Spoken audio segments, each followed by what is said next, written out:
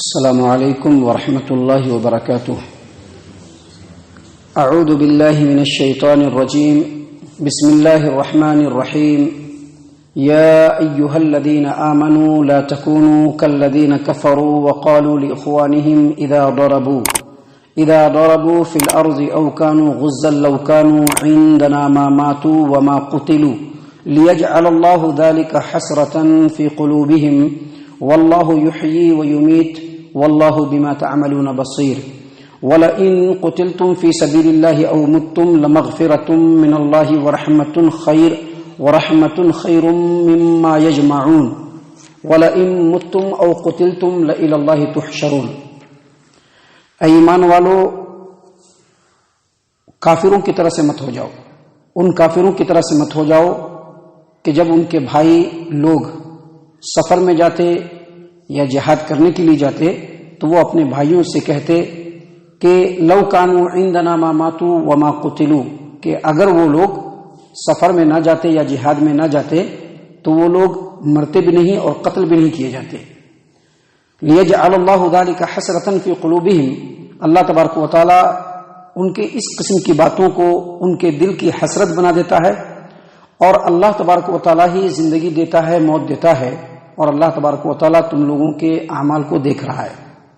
وَلَئِن قُتِلْتُمْ فِي سَبِيلِ اللَّهِ أَوْ مُتُّمْ لَمَغْفِرَةٌ مِّنَ اللَّهِ وَرَحْمَةٌ خَيْرٌ مِّمَّا يَجْمَعُونَ، اگر تم لوگ اللہ کے راستے میں قتل کر دیے جاؤ یا اپنے فطری موت مر جاؤ تو اللہ تبارک و تعالی کی مغفرت اور رحمت اس چیز سے بہتر ہے جس کو وہ لوگ جمع کر رہے ہیں، اور اگر تم قتل کر دیے جاؤ یا مر جاؤ تو تم تمام کو اللہ تبارک و تعالیٰ ہی کی طرف لوٹ کر کے جمع ہونا ہے۔ معزز سامعین کرام، سورہ آل عمران سورہ نمبر 3 اور اسی سورت سے ابھی آپ کے سامنے آیت نمبر 156، 157، 158 یعنی 156، 157، 158 یہ 3 آیات آپ کے سامنے تلاوت کی گئی، اور تینوں آیتوں کا ترجمہ بھی آپ کے سامنے پیش کیا گیا۔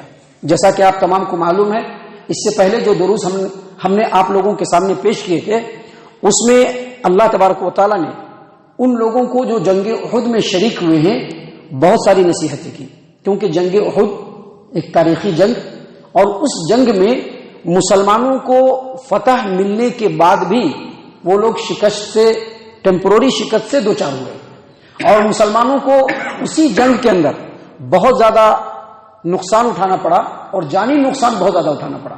بہت سارے صحابہ کرام اس میں شہید کر دیے گئے، اور اس وجہ سے ان لوگوں کے دلوں کی تسلی کے لیے بھی، اور بسا اوقات انسان لا علمی میں کچھ ایسی باتیں زبان سے نکال دیتا ہے جو عقیدے کے خلاف ہوتی ہے، تو ان لوگوں کی اصلاح کی غرض سے بھی اللہ تبارک و تعالیٰ نے بہت ساری باتیں پیش کی، جس میں اللہ تبارک و تعالیٰ کی یہ باتیں بھی ہیں جو اللہ تبارک و تعالیٰ نے خالص مسلمانوں کی عقیدے کی درستگی کے لیے پیش فرمایا ہے۔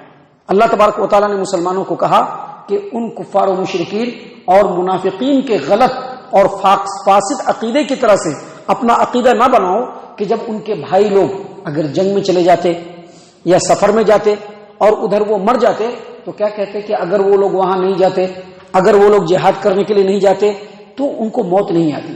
اللہ تبارک و تعالیٰ نے کہا کہ ایسا نہیں کہنا ہے۔ اللہ نے فرمایا یا ایھا الذین آمنوا لا تکونوا کالذین کفروا، اے ایمان والو ان کافروں کی طرح سے مت ہو جاؤ۔ اللہ فرماتے ہیں آگے وقالوا لاخوانهم اذا ضربوا في الارض او كانوا غزا لو كانوا عندنا ما ماتوا، کہ اگر یہ میرے بھائی لوگ سفر میں نہیں جاتے تھے، جہاد میں نہیں جاتے تھے تو ہمارے پاس وہ زندہ رہتے تھے، مرتے نہیں تھے، قتل نہیں کیے جاتے تھے۔ ایسا جملہ زبان سے نکالنا، اگر کوئی یہ کہتا ہے کہ میرا فلاں بھائی جہاد میں نہیں جاتا تو نہیں مرتا تھا، یا فلاں سفر میں نہیں جاتا تو نہیں مرتا تھا، یا بنگلور کی آج سفر نہیں کرتا تھا تو نہیں مرتا تھا، اگر ایسی بات اگر کوئی زبان سے نکالتا ہے تو یہ تقدیر کا جو عقیدہ ہے اس کے بالکل خلاف ہے۔ تقدیر کا عقیدہ، مقدر کا جو عقیدہ ہوتا ہے، یہ ایمان بالغیب کا چھٹا جز ہے۔ ایمان بالغیب کے 6 جز ہیں، جس میں سے آخری جز کیا ہے؟ مقدر پہ ایمان رکھنا، کہ جو کچھ اچھا ہوتا ہے یا جو کچھ برا ہوتا ہے رب العالمین کی مرضی سے ہوتا ہے، اور موت کا وقت بھی متعین ہے، موت کہاں پہ آئے گی وہ بھی متعین ہے۔ اگر موت کا وقت آ جائے انسان ہر حال میں مرے گا، وقت میں ایک رتی بھی، ایک لمحے کے لیے بھی ہیر پھیر نہیں ہو سکتا ہے، ایک لمحے کے لیے بھی تقدیم و تاخیر بالکل ناممکن ہے۔ اور اگر کسی جگہ کے اوپر موت متعین ہے کہ فلاں جگہ پہ انسان مرے گا اور وہاں پہ وہ انسان نہیں ہے، تو کسی نہ کسی ہیلے بہانے سے انسان وہاں پہ پہنچ جائے گا۔ اور اگر موت نہیں ہوگی، پوری زندگی انسان جنگ میں گزار دے، اس کو موت نہیں آئے گی، موت نہیں آئے گی۔ زندہ مثال خالد بن ولید سیف اللہ رضی اللہ عنہ، خالد بن ولید رضی اللہ عنہ پوری زندگی جنگ میں رہے۔ ان کے جسم کے بارے میں تاریخ کے اندر آتا ہے، سیرت کی کتابوں کے اندر آتا ہے، رجال کی کتابوں کے اندر آتا ہے کہ ان کے جسم کے ہر حصے میں، ہر باغ میں تلوار، نیزہ، برچھا سب لگا ہوا تھا، ایک حصہ بھی ایسا نہیں تھا جس میں تلوار نہ لگا ہو، ہر حصے میں زخم لگی ہوئی ہے۔ لیکن موت کہاں آتی ہے؟ اپنے گھر میں، ان کے بستر پر موت آتی ہے، نیچرلی موت آتی ہے۔ موت کے وقت وہ ان کا جملہ ہے جس کو مورخین نے اپنی کتابوں کے اندر ذکر کیا ہے کہ میرے جسم میں ایک بالشت جگہ بھی ایسی نہیں ہے جہاں پہ تلوار، تیر اور زخم نہ لگا ہو، اس کے باوجود میں آج اونٹوں کی طرح سے اپنے گھر میں مر رہا ہوں، شہید نہیں ہوا میں۔ معزز سامعین اکرام، سے یہ پتا چلا کہ موت کا وقت متعین ہے، کیسے مرے گا یہ بھی متعین ہے، کس مقام پہ مرے گا یہ بھی متعین ہے۔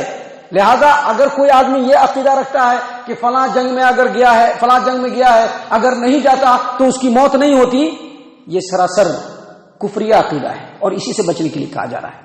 اللہ تبارک و تعالیٰ نے اسی بات کو آیت کریمہ کے پہلے ٹکڑے میں کہا، اور اس کے بعد اللہ تبارک و تعالیٰ نے کیا فرمایا؟ اللہ تبارک و تعالیٰ نے فرمایا لِيَجْعَلَ اللَّهُ ذَلِكَ حَسْرَةً فِي قُلُوبِهِمْ۔ ایسے جو جملے ہوتے ہیں نا، یہ صرف حسرت ہوتے ہیں، کاش ہمارا بھائی فلاں جگہ پہ نہیں جاتا تو نہیں مرتا، حسرت ہے یہ، وہاں پر اس کی موت تھی۔ اس طرح کا جملہ انسان کو کافر بنا دے گا، اس طرح کے جملے سے بچنا ضروری ہے۔ اس طرح کے جملے انسان کو جو عقیدہ اختیار کرنا ہے، اس میں جو عقیدہ تقدیر ہے اس کے خلاف ہے، جو ایمان بالغیب کا عقیدہ ہے۔ اللہ تبارک و تعالیٰ نے فرمایا کہ کافروں کے اس قسم کی باتوں کو ہم ان کے دلوں کی حسرت بنا دیتے ہیں، اور صحیح بات یہ ہے واللہ یحیی و یمیت، اللہ ہی مارتا ہے اور اللہ ہی زندگی دیتا ہے۔ جو اللہ تبارک و تعالیٰ جہاد میں زندہ رکھ سکتا ہے وہ گھر پہ بھی زندہ رکھ سکتا ہے، اور جو اللہ تبارک و تعالیٰ گھر پہ زندہ رکھ سکتا ہے وہ جہاد میں بھی زندہ رکھ سکتا ہے۔ زندگی اور موت یہ اللہ تبارک و تعالیٰ کے ہاتھ میں، اور اس کی بہت ساری مثالیں ہیں۔ ابو بکر صدیق رضی اللہ عنہ جنگوں میں شریک ہوتے تھے، کہاں موت ہوئی؟ نبی صلی اللہ علیہ وسلم تمام جنگوں میں کمانڈنگ کرتے تھے، کہاں موت ہوئی؟ بستر پہ موت ہوئی۔ محترم سامعین اکرام، اسی بات کو اللہ تبارک و تعالیٰ نے یہاں پر بیان فرمایا واللہ یحیی و یمیت، اللہ تبارک و تعالیٰ ہی زندگی دیتا ہے، اللہ تبارک و تعالیٰ ہی مارتا ہے، اور اللہ تبارک و تعالیٰ تمہارے اعمال کو ہر حال میں دیکھ رہا ہے۔ سامعین اکرام، آگے اللہ تبارک و تعالیٰ نے فرمایا وَلَئِن قُتِلْتُمْ فِي سَبِيلِ اللَّهِ أَوْ مُتُّمْ لَمَغْفِرَةٌ مِّنَ اللَّهِ وَرَحْمَةٌ خَيْرٌ مِّمَّا يَجْمَعُونَ۔ اگر تم لوگ قتل کر دیے جاؤ اللہ کے راستے میں، یا پھر تم لوگ اپنی نیچرلی موت مر جاؤ، تو یاد رکھو لَمَغْفِرَةٌ مِّنَ اللَّهِ وَرَحْمَةٌ خَيْرٌ مِّمَّا يَجْمَعُونَ۔ لوگ جو مال و دولت جمع کرتے ہیں نا، اللہ تبارک و تعالیٰ کی مغفرت اور رحمت اس سے زیادہ بہتر ہے۔ اور آگے مزید فرمایا اللہ تبارک و تعالیٰ نے وَلَئِن مُتُّمْ أَوْ قُتِلْتُمْ لَإِلَى اللَّهِ تُحْشَرُونَ۔ اگر تم نیچرلی موت مرو تب بھی، یا تم جنگ میں یا کہیں بھی تم قتل کر دیے جاؤ، شہید ہو جاؤ، تب بھی جانا کہاں ہے؟ اللہ تبارک و تعالیٰ کی بارگاہ میں۔ یعنی دونوں آیتوں کے اندر اللہ تبارک و تعالیٰ نے یہ بتلایا کہ چاہے انسان جیسے بھی مرے، جانا تو اللہ تبارک و تعالیٰ کے یہاں ہی ہے۔ اب ایک منافق یا ایک کافر یا ایک مشرک دنیا میں جو لمبی زندگی چاہتا ہے، کیوں چاہتا ہے؟ اس لیے چاہتا ہے کہ جتنی زیادہ زندگی ملے گی اتنی ہی مال و دولت جمع کر لیں گے، دنیاوی فائدے اور زیادہ جمع کر لیں گے، ایک کے بجائے 4 بلڈنگ بنا لیں گے، اگر بزنس 1 کروڑ کا ہے تو 4 کروڑ کا کر لیں گے، یہ دل کے اندر خیال ہوتا ہے۔ لیکن اس کے مقابلے میں جو مومن ہوتا ہے، چاہے وہ جس حال میں رہے، جب وہ مرتا ہے تو اس کو کیا ملتی ہے؟ اللہ تبارک و تعالیٰ کی مغفرت، اللہ تبارک و تعالیٰ کی رحمت۔ اللہ نے فرمایا کہ یہ جو مغفرت ہے، یہ جو رحمت ہے، جو لوگ جمع کرتے ہیں مال دنیا کے اندر اور آخرت کی تمام چیزوں سے غافل ہو چکے ہیں، ان کی مال و دولت سے کہیں زیادہ بہتر اللہ کی رحمت ہے اور اللہ کی مغفرت ہے۔ لہذا کبھی بھی موت سے ڈرنا نہیں، اللہ تبارک و تعالیٰ سے عافیت طلب کرتے رہنا. لیکن کبھی اگر ایسا موقع آ جائے کہ اللہ کے کلمے کو بلند کرنے کے لیے اللہ کے رستے میں لڑنے کی نوبت آ جائے تو لڑنے کے لیے بھی تیار رہنا. اللہ تعالیٰ سے دعا ہے کہ اللہ تعالیٰ ہم تمام کو ان تمام باتوں کے اوپر خوب غور و فکر اور تدبر کرنے کے ساتھ ساتھ ان باتوں کے اوپر عمل کرنے کی توفیق عنایت فرمائے. آمین. اللہ تعالیٰ ہم تمام کو صحیح معنوں میں پکا سچا مومن مسلمان بنائے. اللہ اور اس کے رسول صلی اللہ علیہ وسلم کی اطاعت و فرما برداری کرنے والا بنائے. صحابہ کرام رضی اللہ عنہم کے طریقے پر چلنے والا بنائے. جنت الفردوس میں جگہ عطا فرمائے. اے اللہ ہم تمام کو جہنم سے پناہ دے. اے رب العالمین ہم تمام کو جہنم سے پناہ دے. اے مالک الملک ہم تمام کو جہنم سے پناہ دے. آمین یا رب العالمین. وما علینا الا البلاغ المبین.